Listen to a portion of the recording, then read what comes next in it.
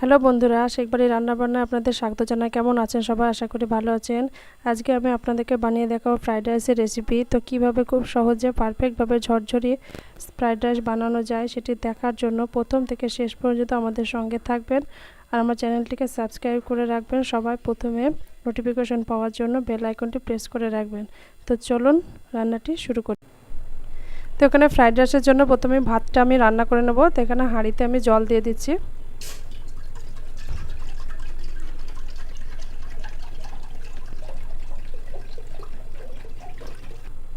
তো জলের মধ্যে আমি দুটো এলাচ ফাটিয়ে নিয়েছি আর দিয়ে দিচ্ছি দারুচিনি আর দিচ্ছি দুটো তেজপাতা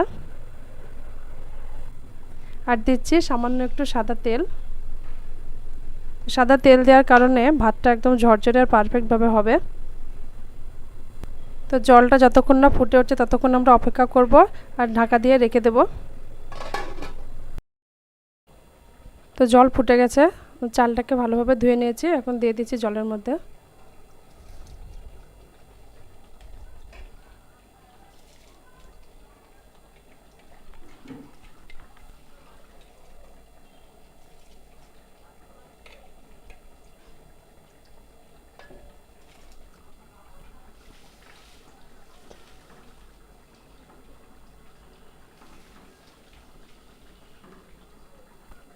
এখন ঢাকা দিয়ে ভালো করে জাল করে নেব।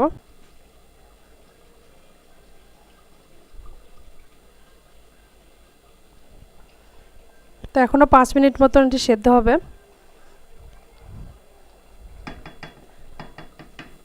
5 মিনিটের জন্য আবারও আমি ঢাকা দিয়ে রেখে দিচ্ছি। তো ভাতটা আমার পারফেক্টভাবে হয়ে গেছে। এখন ভাত থেকে আমি জল ঝরিয়ে নেব। তো কড়াইটিকে আমি ভালো করে গরম করে নিয়েছি। এখন দিয়ে দিচ্ছি এখানে 1 চামচ ঘি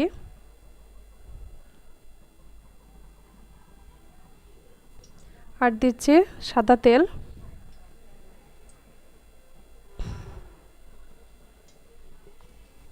এখন দিয়ে দিচ্ছি গাজর কুচি, দিচ্ছি ক্যাপসিকাম কুচি আর দিচ্ছি কাজু বাদাম আর কিশমিশ, দিচ্ছি স্বাদ মতো লবণ আর দিচ্ছি স্বাদ মতো চিনি।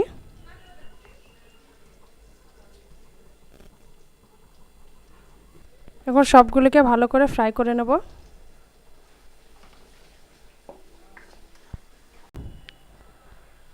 তো 5 মিনিট ধরে ভালো করে আমি ফ্রাই করে নিয়েছি।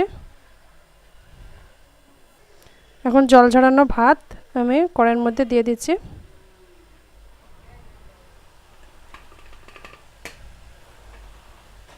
এখন ভালোভাবে ভাতটাকে নেড়ে চেড়ে মিশিয়ে নিচ্ছি।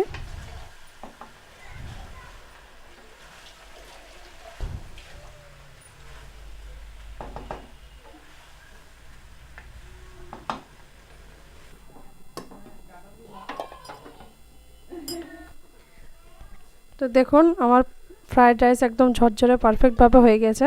এখন একটি প্লেটে পরিবেশন করে আপনাদেরকে দেখাচ্ছি। উপর থেকে একটু ঘি ছড়িয়ে দিচ্ছি, যে ফ্লেভারটা আরও সুন্দর আসবে।